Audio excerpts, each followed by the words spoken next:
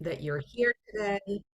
And I will just say briefly at the beginning that we were just talking about COVID and everybody testing positive, and I'm guessing that maybe everybody on this screen now has somebody, if they haven't tested positive or had COVID, then somebody that they're very close to has.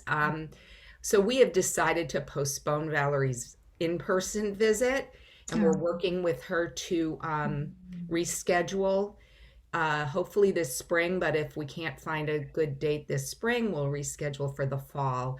But we're hoping that she'll do a virtual meeting with us during the time that she was scheduled to be here anyway, so that we can keep our momentum going. And we're going to decide how to continue to meet and build the beloved community using the tools and the learning hub that her organization Revolutionary Love have provided, which are so helpful. And really, we weren't bringing Valerie here just to come and speak and to listen to her. We were bringing her here to help us motivate ourselves and others to do this work on an ongoing basis, because it is so needed. And we're going to talk about the most recent reasons that we've seen right here in our community that they're needed. But in any case, just wanted to alert you to that, and thank you for being part of these ongoing meetings. So I want to introduce you to Reverend Pastor Danielle Ayers, who is the Minister of Justice for Friendship West Baptist Church, a wonderful, large, busy, active church here in Dallas, where she is partners with Reverend Dr. Freddie Haynes in bringing comfort as well as support and justice, not only to their own community, but to the community at large, and are such wonderful partners for all of us in doing this work. And I'm going to let Danielle talk about any other, markers that she wants to be sure that you know about her. But I do want to say that in doing a little more research, because she and I have worked on a lot of things together, we see each other in a lot of places out on the streets as well as on screens. She did a great job putting together and moderating a panel for Martin Luther King, a teach-in on Saturday for Martin Luther King Day with George Mason, who was one of the panelists. That's available on our Faith Commons website if you want to watch it. But she has also co-authored a book called "To Serve This Present Age: Social Justice Ministers in the Black Church." And I noticed that she co-authored it with Reginald Williams, who teaches at Chicago Theological Seminary. And Faith Commons is bringing another professor from Chicago Theological Seminary for our next, hopefully in-person visit with, she's partnering with, we are partnering with Temple Emmanuel to bring Rachel Mikva, Rabbi Dr. Rachel Mikva, from Chicago Theological Seminary to Dallas, March 3rd through 6th. So lots of connections here. So Danielle, do you want to just say a word of introduction and greeting? Well, yeah, so certainly it's a good afternoon to everyone. It is good to be in yet again another virtual space. I'm a very connection type of oriented person. I love touch and feel and seeing people in person. So I'm starting to come around a little bit to all this virtual stuff. It's been a great challenge, but it's great to be here. And it's so funny you mentioned Reginald. I'm actually going to be co-facilitating one of his classes today when I get off of this call. So that's just so weird, right, that you brought that up. So yes, we're all connected some kind of way. And I think in this work, as all of us enter in our own spaces, we have our own points of departure. There's some way we will find ourselves crossing paths. So it's always great to meet new people and to be in conversation, to really be able to have this kind of conversation that doesn't happen often for many of us who are in this work day in and day out and dealing with the issues that people deal with between Sundays, right? It's rare that we sit down and we talk about self-care. And what does that mean as a revolutionary act and a radical act to engage in that with intentionality. So thank you for the invitation. Well, again, thank you so much for being here. And I can't help thinking, I don't know how many of you have Valerie's book and have read Valerie's book, but it turns out that the chapter on that's entitled Breathe is about a terrorist attack, a mass shooting that occurred in a Sikh temple in Oak Creek, Michigan in 2012, and the role that that played in her own development of her career and her, especially her own understanding of the need for breathing and self care.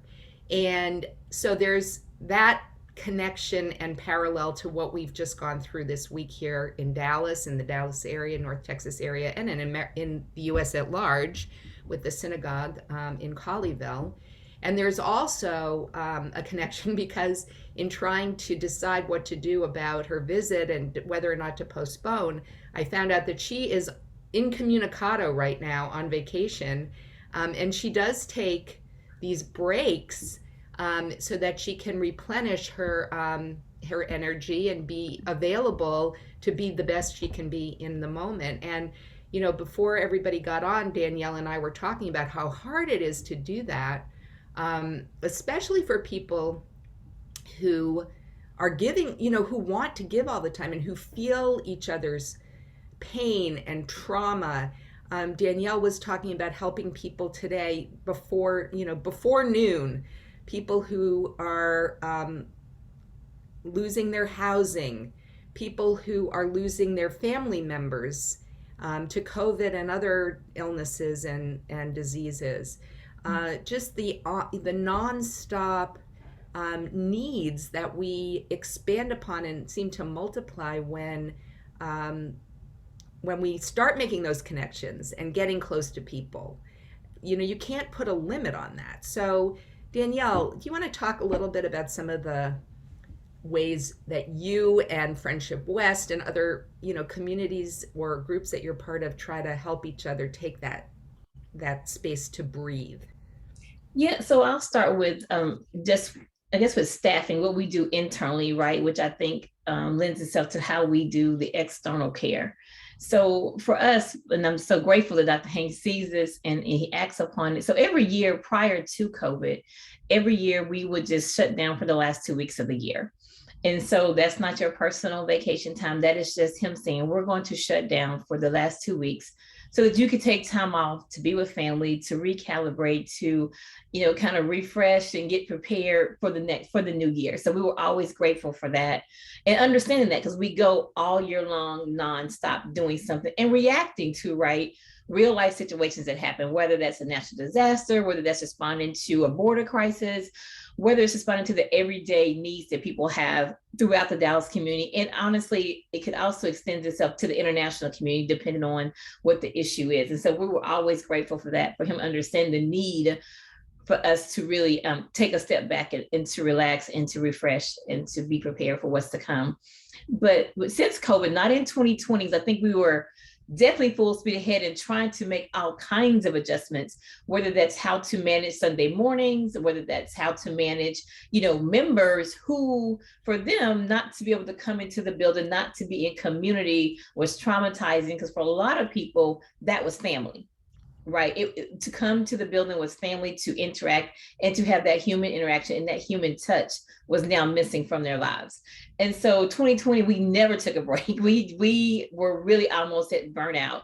But we pushed through, made it to the end of the year. And this year, last year, what he did, Dr. Haynes did, which I thought was beautiful. And again, being attentive to understanding what we all were up against, not just dealing with community trauma, but many of us on staff, every Tuesday we have staff and we start off with a temperature check.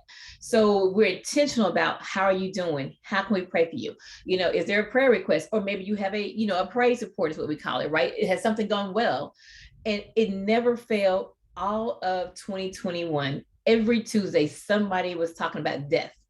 Either a family member or a friend of a friend died. Like it was always somebody is dead, somebody is sick, somebody is challenged with suicidal thoughts. So it was always, so we're dealing with this personally while at the same time having to have a very public facing ministry, right? So we're still coming and ministering to people dealing with food insecurity, making sure people stay in their houses, their mortgages were paid, their lights were turned on while we were having our own struggles personally. And so finally he was like, you know what, we're going to shut down for an entire week, like in the month of August. Just take the week off, be with your families, attend to what you need to attend to, and just take time to relax and do whatever you do, right? Whether that's meditating, whether that's silent sitting, whatever that case may be, do that and do some self-care during this week also. We can just kind of come back and get started again to close out the year. So I think that was so helpful, so important, because one of the things that I think was helpful in this moment for us as a church, and it really starts at the top with our leader. So part of what Dr. Hayes is intentional about is really his own, I guess, spiritual formation, if you will, and Howard Thurman is a big part of that. And so Howard Thurman has his meditation, his book, Meditations of the Heart, that says it's good to center down, right? And one of the things he always stresses in this meditation is that it's so important that we have a lot of traffic, right, in our minds and in our lives, whether that's personal, whether that's professional, whether that's if we're, whatever our vocation might be, that it's good for us to take a moment to center down, to sit with ourselves, to breathe, and to be still in our mind, in our hearts, and in our thoughts, right? So that we can then enter back into the traffic of life. And so I think Dr. Haynes understands that for himself personally, and he also understands that need for his staff to have that type of attention and that care, and for us to know, right, that he sees us, he understands that we too need that moment to center down so that we can stay in this fight, so that we can stay and do the work that we have been called to do in this moment, and really in this Kairos moment where this nation still, right, is this battle for the soul of this nation is still ongoing. It has been ongoing for centuries, and it's always every generation, what is our obligation to move us a little further towards that beloved community that King talked about, right? That has, for me, several tenets that ought to be visible, that we can see that are taking place, and that we're truly moving toward beloved community. I think that all starts with self-care and making sure that we are in a place, in a space, a headspace, in a place to be able to do that work, because we take in so much, but we have to also let it go in order to move forward. So I think that's how I would enter that conversation or answer that in terms of a staffing point personally. And I mentioned this right before we got started. Early in my ministry, I was blessed and fortunate enough to have some amazing mentors who came up through the civil rights movement, and they taught me much of what they wish they had done differently. And one of the things, resounding things I heard from many of my elders, is that they wish they had taken more time, right, to just sit, to reflect, to spend time with themselves, to decompress. But things were so high tense every single day, because for them to walk out of their home to do any simple act could literally mean death, right? So they always instilled in me very early in ministry, you have to take time away, because what you do, there's never a downtime, right? I'm not a certified public accountant where I have a high season where I know I'm going to be between January and maybe May, right? This is ongoing. We're responding in real time to real people's needs, and that's never going away. And I have to be okay with just taking a break, stepping back and saying, I'm going to be gone for about a week and a half. I won't be accessible, and stick to that, right? And also understand that no is a complete sentence and it doesn't require an explanation. So just really being intentional about things that I do as a form of self-care. And oftentimes that means like going to the Caribbean, because if I stay in the US and try to vacation, I'm going to answer my phone. I'm going to look at my emails. It's just what I do, right? And so for me, it's about being very intentional about what does Danielle need to really, truly sit, to breathe, to exhale, to let go of all that I'm carrying. Because when you're doing the work day to day, you're just going, you're responding, you're working, and you don't realize you're breathing, but you're not breathing. So then when you finally sit down to breathe, it's usually, you know what I mean? So now I have to come down from just being exhausted, right? So I try to be very intentional about, silent sitting, breathing in the morning before I even get out of the bed. I may just lay there with my arms stretched out, my palms up, and just breathing before I let my feet hit the floor, just to start the day off, kind of center myself around what may come. And like I told you this morning, I did not breathe this morning. And before 12 o'clock, I'm dealing with like 2 or 3 people who had loved ones who died close, like sisters and mothers who have died. And then a mother who's put out of her home and all her things are on the street. I'm like, oh my gosh, it's not even 12 o'clock yet, right? And I have to talk with Rabbi Nancy at noon. Let me get myself together, right? So I think that's why it's so important for me to really see that as an act of radical self-care, because if you're not careful, and I don't think people mean this intentionally, but people are looking for how can they survive their moment. They're not looking to see if you're okay, right? They're not worrying about, did you get a chance to take a break today and are you okay? And that's not their responsibility, right? That's mine, to make sure that I'm well and that I'm putting myself in the best position to be prepared to receive what may come my way any point of the day, and to take a step back if need be. I only do that throughout the day. I may turn my phone silent for maybe 30 minutes because it's going to ring. And of course, when I turn it back on, I have text messages and missed calls, but that's okay, right? I'm better equipped and prepared to deal with what I may hear on the other end. So I think for me personally, I have just found ways to get away completely, but also ways to get away while I'm in the midst of everything that may be going on at the church, in the community, whether that's in Dallas, throughout the state, the nation, and in some points internationally, right? Because we also do work in various places with like Carrie, for example. So we're also carrying, dealing with trauma in the Congo, in Haiti, in other places, wherever we find that we might be able to be helpful and partner with just the day-to-day trauma that people have. And those people who don't have the luxury or the privilege to say, I'm going to sit here and just block the world out for 5 minutes, right? They may not have that luxury. So how do you prepare to even minister to people who are dealing with ongoing trauma? And I can't say, okay, just breathe for a moment, because they're just too harried and hurried. But in fact, in a way, you do. I mean, that is what we need to help people do, right? And I mean, I think about, the importance of turning off your phone, which I hardly ever do anymore. I used to do it a lot more. And I feel like, I don't know how many of you find that has become this addictive habit, and there's so many things to do on your phone, including, your meditation app or whatever, So it is very hard to disconnect. And I don't think you have to be a person in a faith leader to feel that, or a trauma surgeon, or somebody that we traditionally associate with somebody who always has to be on call. Everybody is always on call now. And as I watched, when Saturday came, and we early in the whole ordeal knew about what was going on in Colleyville, and started seeing the repetitive news cycle of where there was just no new information. Everybody was just waiting, but watching the same thing over and over and over again.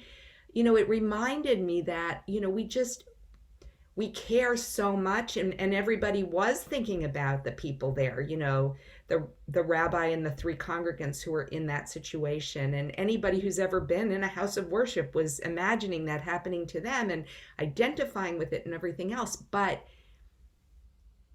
not taking time out, being that hyper focused on a tragedy can be very destructive to our psyches and very exhausting. We're not getting anything done, really, right? I think this is such an important topic, and thank you so much, Danielle, for sharing about the importance about taking time out and space to breathe. Together with my husband Ruben, we are running a meditation center here in Dallas, and of course in Buddhism everything is centered on breathing in the meditation, because that brings you really to your deepest part of yourself, where you then are able to open up to everything. Because if we look at this world, everyone is breathing, everything is breathing. So it's our connection to our deepest self, and yet to everything else around us. And I must say, having moved to the US 30 years ago from Europe, I find that this is a culture which is really workaholic. And even on weekends, if you don't just do something, it's like as if you were wasting time. And growing up in Europe, we still kept the Shabbat. So everything closed down on Saturday at noon, and then until Sunday, until Monday morning, nothing happened. And people went hiking and did other things. And I think the important thing here is that often we have a bad conscience, or we feel we should do something and we don't deserve the rest. But the Bible tells us that you deserve the rest and that we should keep it. And I think this is becoming more and more obvious and important, to keep that Shabbat rest and to feel not feel guilty about it. And I know friends in Israel tell me for them it's hard because on Shabbat they switch off their phone and then they wait until the evening when they can switch it on again and see what's happening in the world. But on the other hand, this gives you your space where what you described, Daniel, where it's so important to just be and breathe and get in touch with our deepest self to replenish our resources, as it were. And I just want to finish with an anecdote. When we first moved to Dallas, my 5-year-old nephew came to visit from England at the time. And we had a small meditation group in our house. And he saw the people sitting in this room doing nothing and being silent. And he was scared. And he said to me, "What are these people doing?" And I said, "You know, Sebastian, they're learning how to breathe." And he said, "Goodness, I already know how to do that." So, yes. Thank you, Maria. And Maria is such a wonderful teacher for us. And she actually is going to be our guest next week. She's going to be our conversation partner next week. So we're really looking forward to that. I imagined it was today, but that's fine. Oh, no. Well, okay. I'm No, sorry. no, I mean, this is just, I thought, oh, this is a perfect topic, but Daniel covered everything so wonderfully that I have nothing to add. Well, I hope you'll be with us next week to talk Yes, I about will. pushing. About pushing. Okay. Yeah, next week we'll talk about that. But Well, you need to breathe when you push, right? Everybody who gives birth knows that.